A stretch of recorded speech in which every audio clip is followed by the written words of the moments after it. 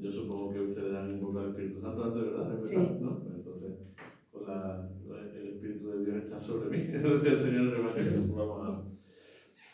Bueno, no pasa nada con que demos los temas salteados porque, como yo siempre hago, el otro día le decía a los scouts, como yo tengo una vez al médico, bueno, yo hago como la serie. Al principio del capítulo, pues digo, en el último episodio vimos otra cosa. Y así ya enlazamos con tal. Y cuando terminamos, digo, pues el próximo día veremos otra cosa. Y así vamos enlazando y nos situamos y no nos perdemos ninguno. Cuando yo la última vez que me senté aquí a hablar de la Eucaristía, eso lo podemos haber, en un día solo podemos haber hablado de la Eucaristía entera. Pero claro, depende de lo que te detengas en los detalles y tal, pues puede tardar más, puede tardar menos.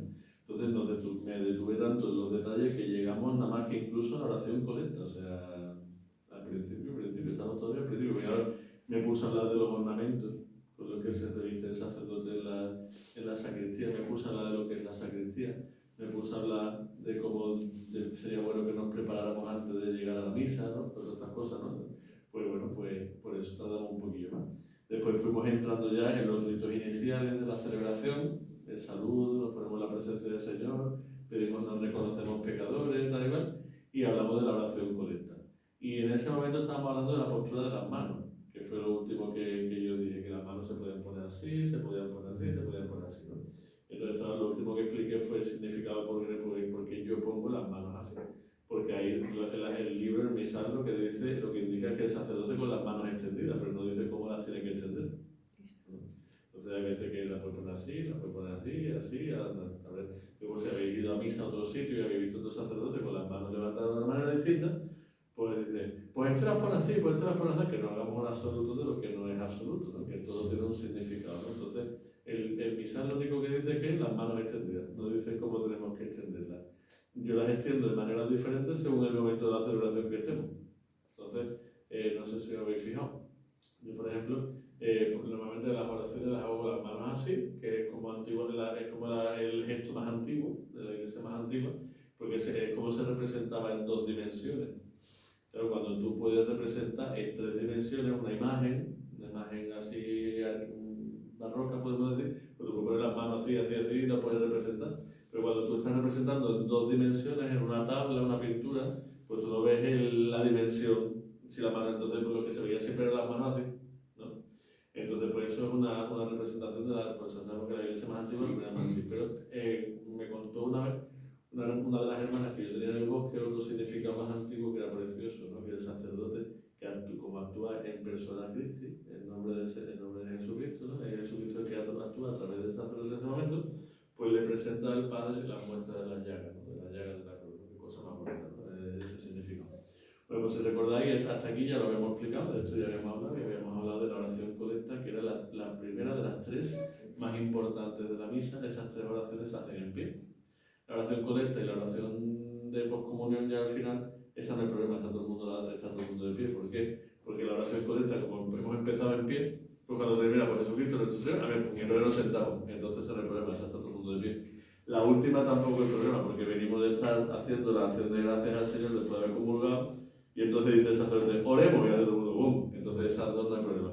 Aquí tampoco hay problema con la del medio, pero hay otros sitios donde sí es más problema, porque la oración sobre las ofrendas también se hace en pie. Aquí la hacemos en pie, entonces aquí no hay problema. Pero en otros sitios la gente se pone en pie cuando el sacerdote dice, levantemos el corazón. Y dice, oye, que no estoy diciendo levantemos ahora le pone un pi. El sacerdote no dice levantemos el culo, dice levantemos el corazón, ¿no? Pero levantado tenemos que estar antes, ¿no? Porque cuando termina de presentar las ofrendas, se la va al sacerdote de la mano y dice, orad, hermanos, ¡bum! Para arriba. Aquí lo hacemos bien, entonces no, aquí no hay ni. Pero hay otros sitios donde dice, orad, hermanos, y les da igual, y ellos siguen sentados. Y entonces el sacerdote hace la oración, pues esa ya tiene que ser en pie. Es que ¿Lo has visto en algún lado? ¿Qué? ¿Que lo has visto en algún sitio? No.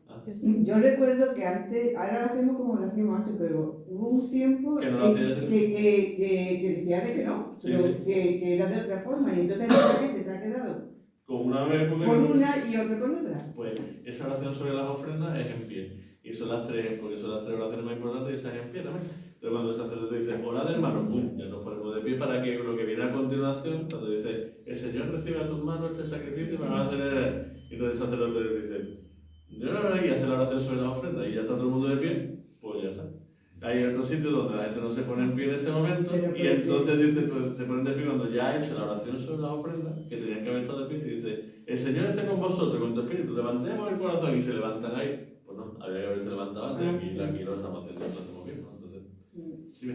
Padre, bueno, cuando yo aprendí que cada vez que el sacerdote decía orar, teníamos que ponernos de pie. Y como lo dice como las tres oraciones dice orar, había que ponerse de pie. Las otras dos no hay problema, sí. porque la oración colecta ya estamos de pie desde que empezó la celebración y de hecho es que nos vamos a sentar cuando termine la oración. Entonces, y la última, como el sacerdote dice oremos después de la comunión, pues se ponen de pie.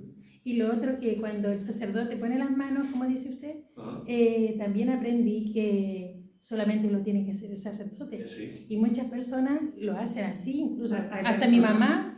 Así. Y hay personas que se ponen así. Claro, mi mamá se pone así. Por si queréis sigo con lo de la postura de las manos, por ejemplo, yo en esas tres oraciones se las hago con las manos así porque son oraciones presidenciales.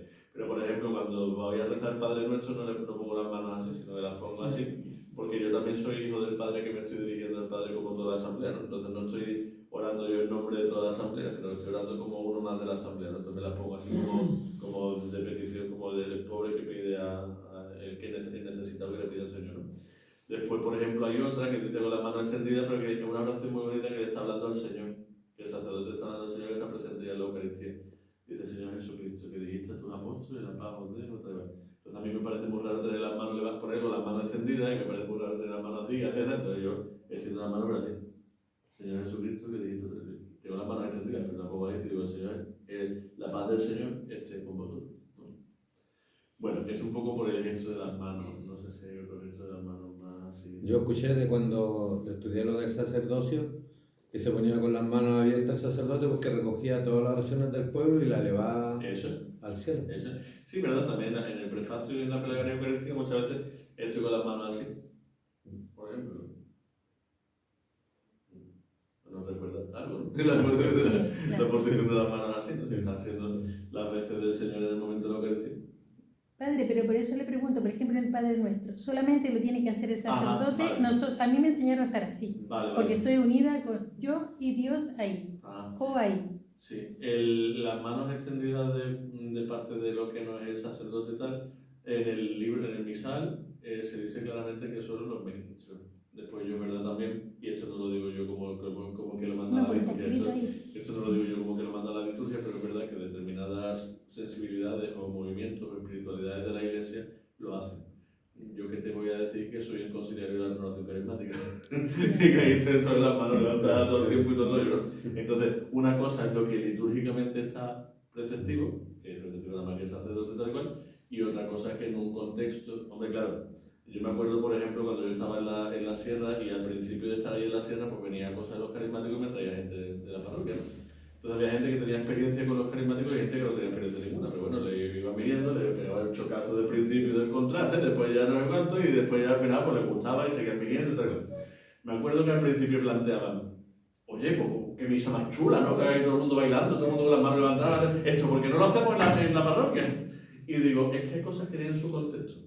Porque si tú sacas eso de su contexto y lo haces en otro lado, se te puede quedar la gente mirando y ¿de qué manicomio va a salir? Vamos, ¿no? Que es lo que uno piensa cuando va por primera vez a una cosa de los carismáticos. Pero claro, tú estás ahí en su terreno.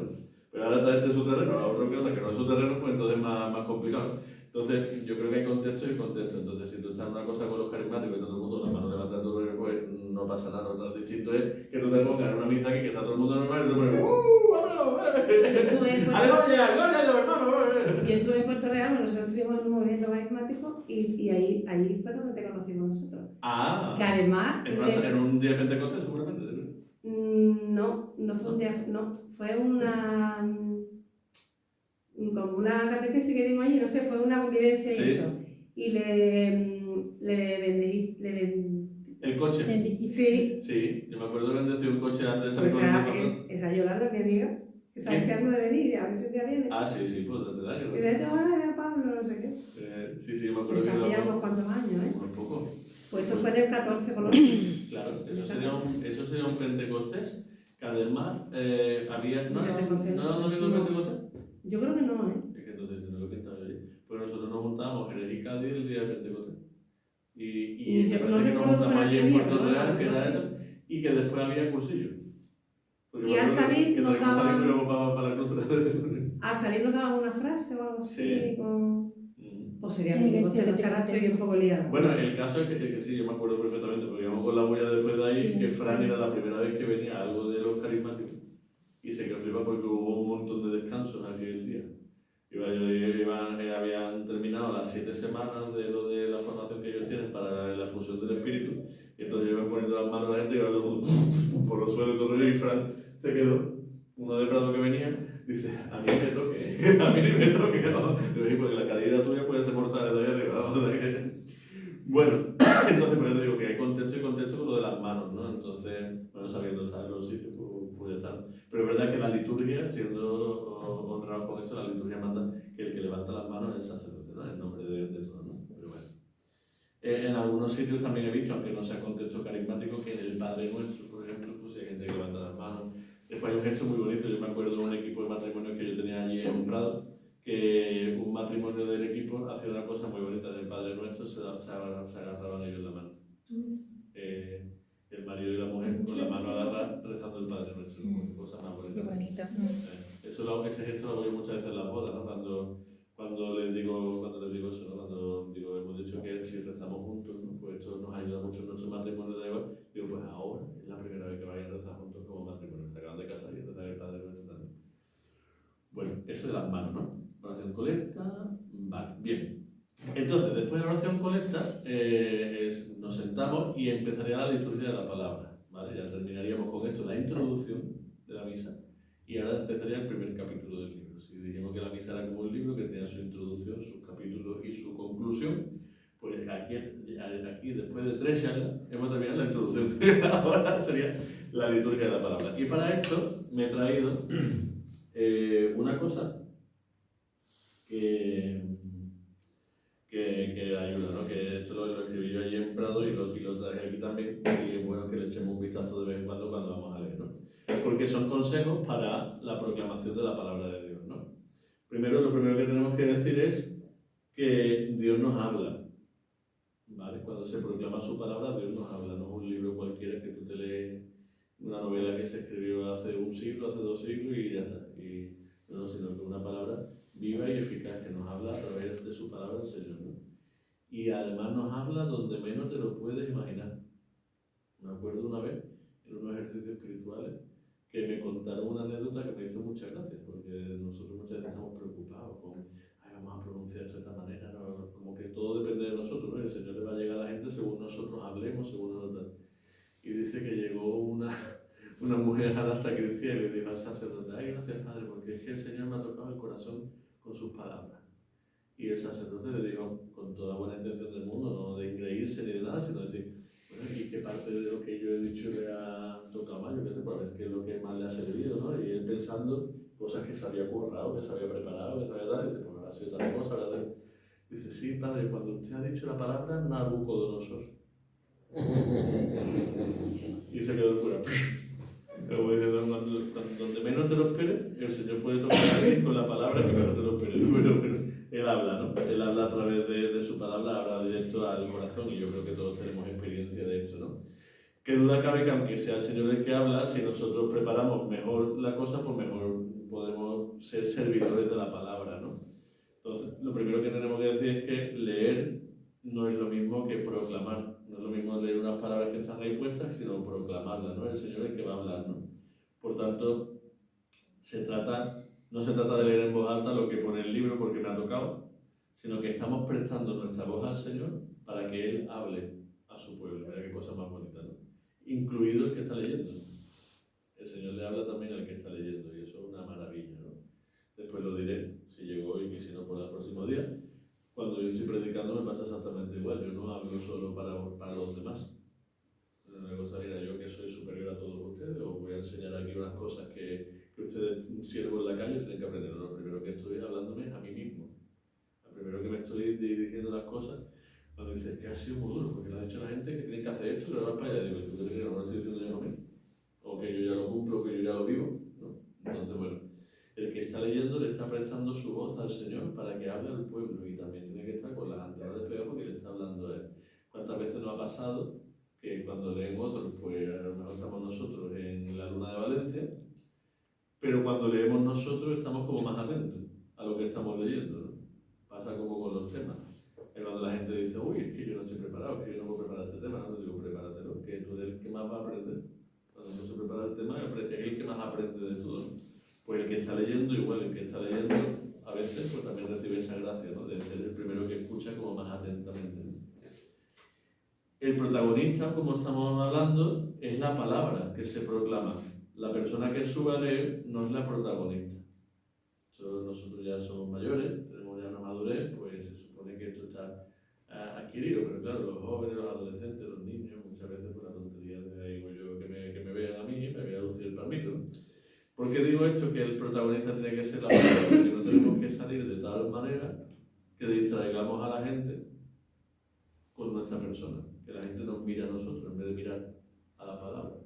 ¿Qué significa esto? Pues esto no es una cosa de pudor, ni una cosa así de antigua, de hay que ver los curas que antiguos son decir, no. Cuando se habla de que no salgamos en tiranta o enseñando el escote o con la espalda al aire o no, provocando todo eso, no es porque no, sino la idea es que la gente no nos mira a nosotros, sino que lo que tienen que mirar es al Señor, que no se distraiga el personal. Yo esta mañana he estado acompañando al obispo en la inauguración de la mezquita de Jerez, que se inaugura una mezquita nueva en Jerez, ¿no?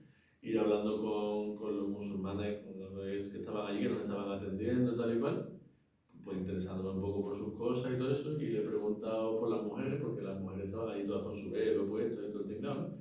Y le pregunté si había otra mezquita para las mujeres.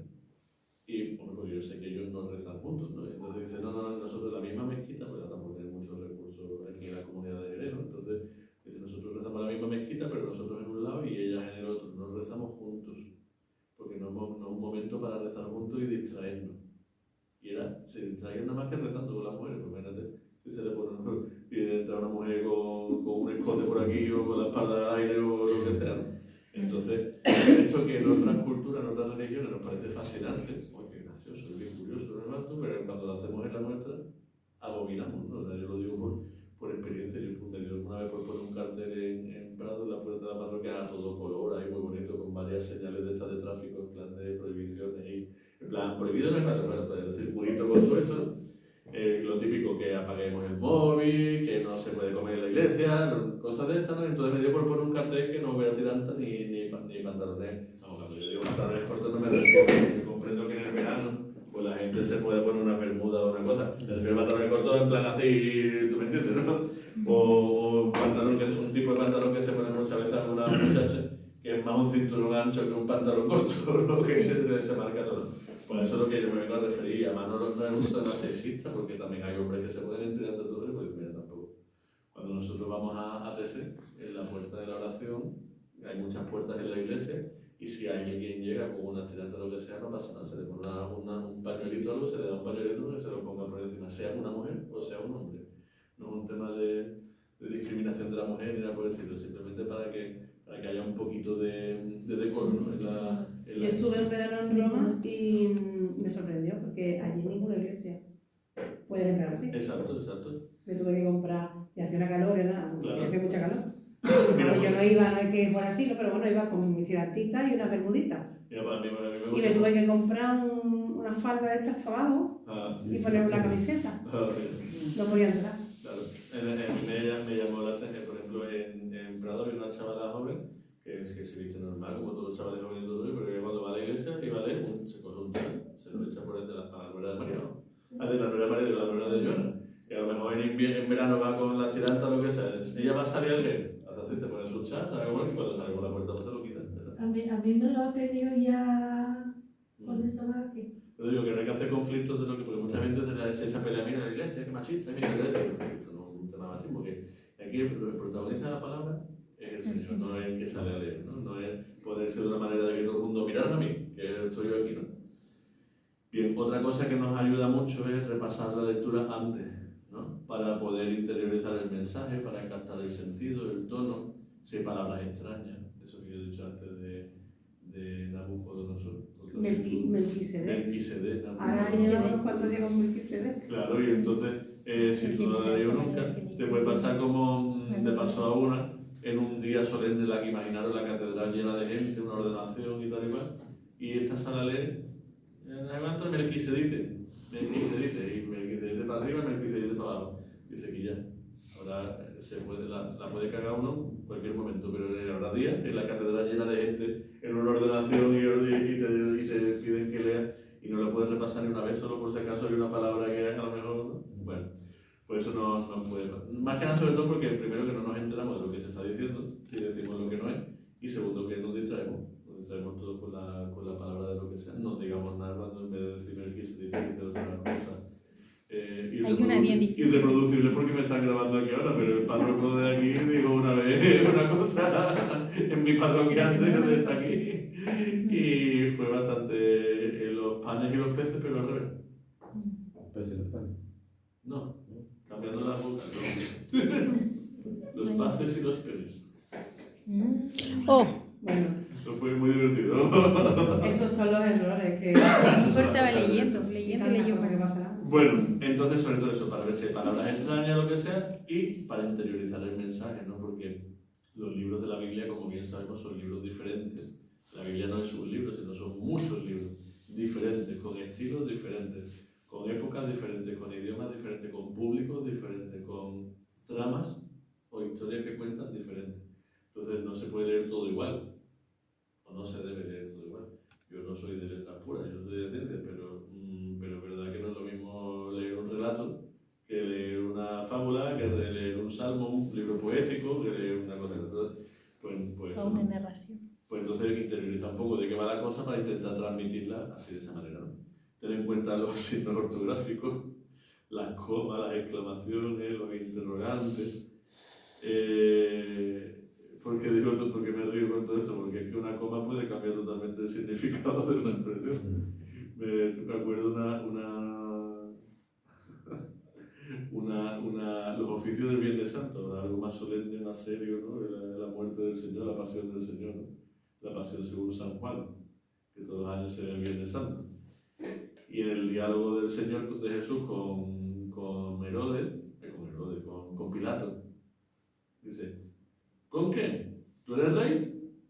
Si tú lo dices. Esa fue la pronunciación que hicieron, ¿no? ¿Con qué? ¿Tú eres rey? Si tú lo dices. Sí, coma, tú lo dices. No, si tú lo dices. Sí. O con qué, coma, ¿tú eres rey? No. Sí, yo me he fijado en esas veces que varias veces la gente lo leen mal. Pues te digo, hay veces que no, esto que acabo de decir parece una caricatura, pero hay veces que no es tan caricaturesco, pero es un punto y seguido, y entonces hay gente que llega, dice, misa, yo tengo aquí leído, ¿no? Repasar las lecturas antes de misa para interiorizar el mensaje, captar el sentido, el tono y cuidar si hay palabras extrañas, ¿no? Si hay comas, si hay puntos, pues respetarlo, ¿no? Porque es que le da sentido a la frase y así se puede entender mejor o no, ¿no? Las pausas, la velocidad conveniente. Hay que pensar siempre en el que está escuchando, que el que está escuchando no tiene el texto delante. Entonces, a veces sí, hay gente que se lleva su misalito o su tal, pero hay veces que no. Entonces, si no tiene el texto delante, va a escuchar lo que tú le leas. Entonces, fíjate la responsabilidad, ¿no?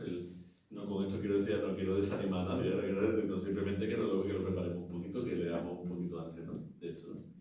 Cuando salimos a Lambón, que es donde se proclama la palabra de Dios, pues, y se procura que se respete ese lugar solo como lugar para proclamar la palabra de Dios, en la medida de las posibilidades. Habéis visto que las municiones, las peticiones se leen en otros sitios, ¿no? Nosotros tenemos aquí Joana ya nos saca un arreglito con el micrófono, tal y cual.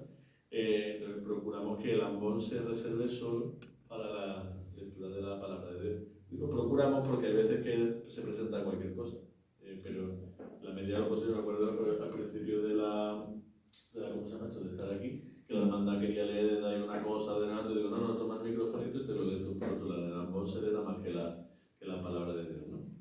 Sí, no te preocupes, ya, yo voy a terminar ya, no te preocupes.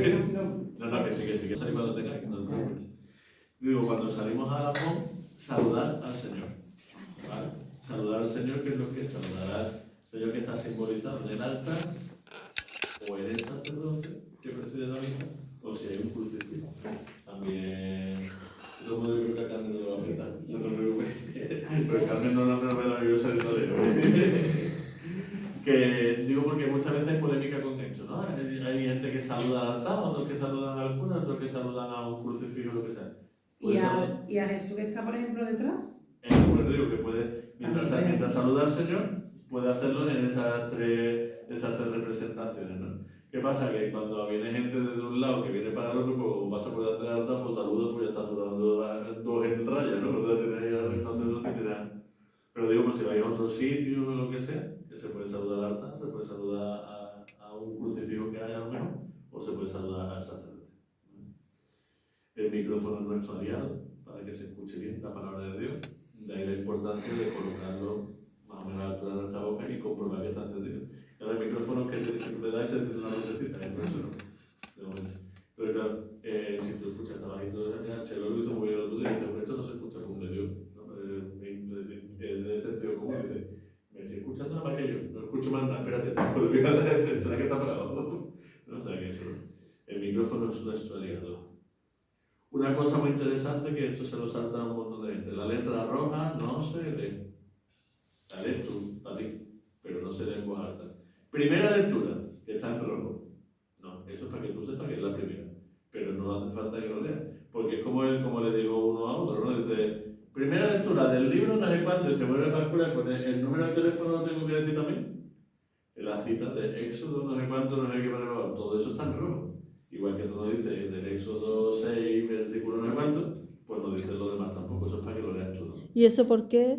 ¿Eh? ¿Y eso por qué? Cuando Porque, es importante... Claro, la letra roja está puesta para que la leas tú y el que está leyendo, pero No, lo sí. que la tienes que leer a la gente es lo que Ya lo sé, pero ¿por qué?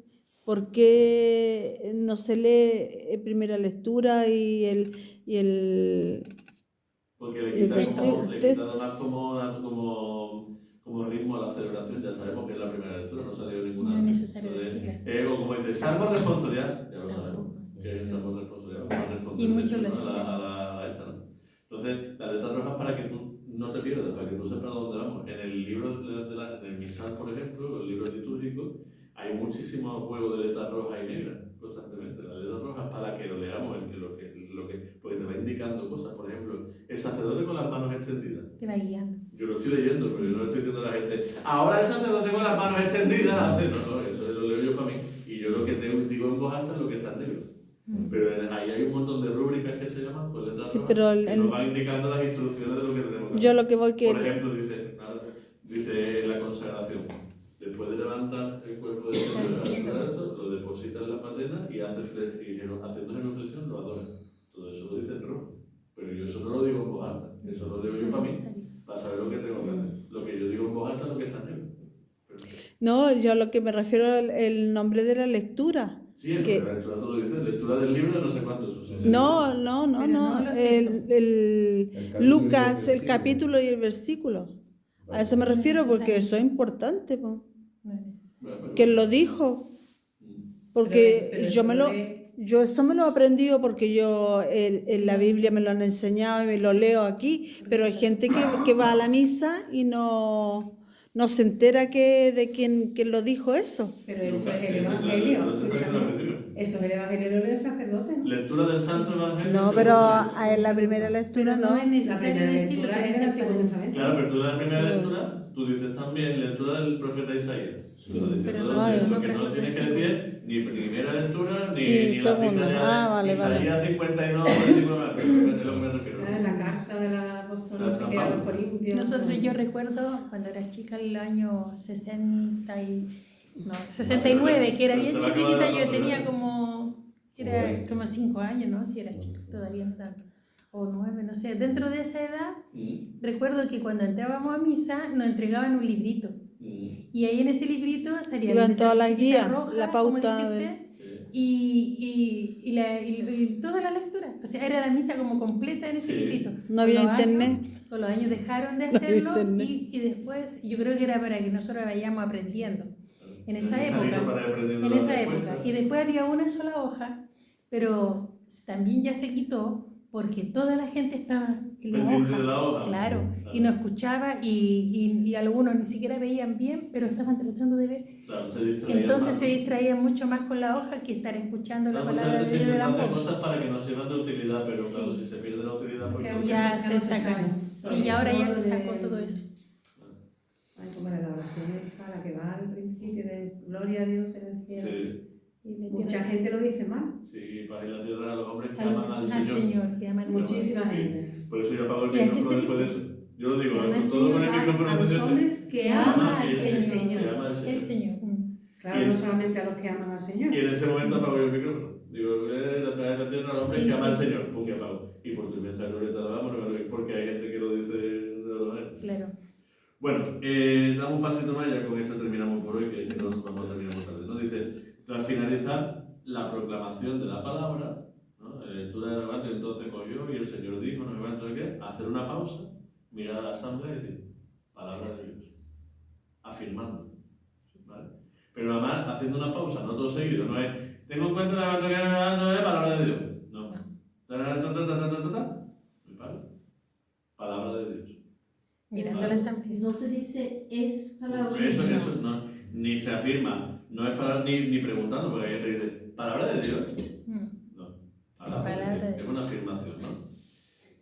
A veces, ya con los libros nuevos, no pasa porque ya había hecho regla, pero con los libros antiguos había veces donde no ponía la expresión palabra de Dios, entonces al que no lo ponía había que estar atento para decirlo. Solo una vez, que yo sepa, de todo el año, solo una lectura no finaliza diciendo palabra de Dios.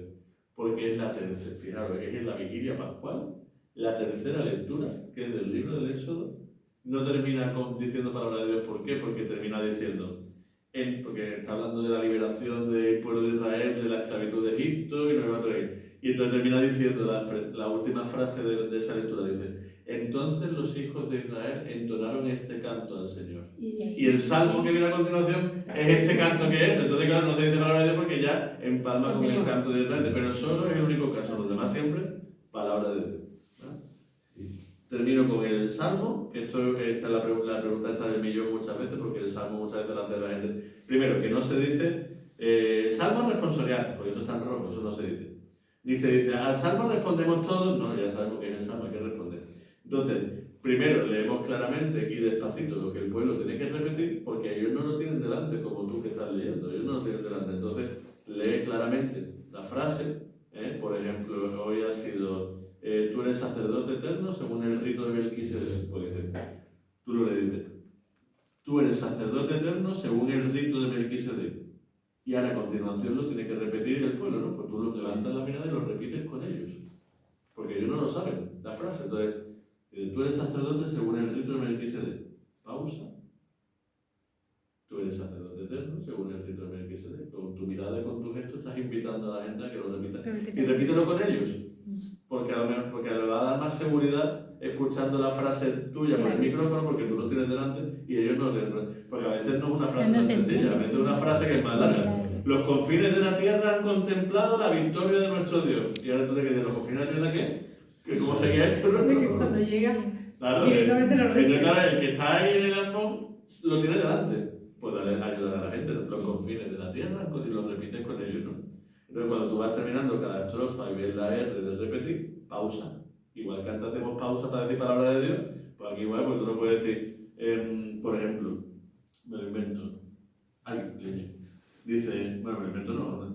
Dice, la ley del Señor es perfecta. El precepto del Señor es fiel e instruye a los ignorantes. Tu palabra, Señor, son espíritu y vida. No, espérate, que la gente no sabe que es la respuesta ya, que tú no sabes cuándo es. Entonces dice, por ejemplo, el que tengo delante aquí. Tus palabras, Señor, son espíritu y vida. Tus palabras, Señor, son espíritu y vida. Y ahora yo hago, la ley del Señor es perfecta, el precepto de Él es fiel e instruye a los ignorantes. Tus palabras, Señor, son espíritu y vida. No es lo mismo que si yo digo, los mandamientos del Señor son verdaderos y enteramente justos. Tus palabras, Señor, son espíritu y vida. ¿A que no? Porque ustedes no saben que había que entrar ahora. Porque tú sí lo tienes delante, pero la gente no. Entonces, y enteramente justos. Me paro, levanto y con la gente repito. ¿Vale? Porque si no, la gente no va a repetir, porque no sabe que tú lo tienes delante, pero la gente no lo tiene delante, ¿no? Vale, levanta la mirada, repite el salmo, invitando con la misma mirada al pueblo a repetirlo a la vez. Y ya está, una vez ha leído la palabra, se vuelve uno para su sitio saludando al Señor por donde vaya pasando, si pasa por delante del altar o si pasa tal. Y lo vamos a dejar aquí porque ya se me ha colado un montón, ya no pasa nada si tenemos catequesis para poder seguir. Gloria al Padre, y al Hijo, y al Espíritu Santo. En principio, ahora y siempre, por los siglos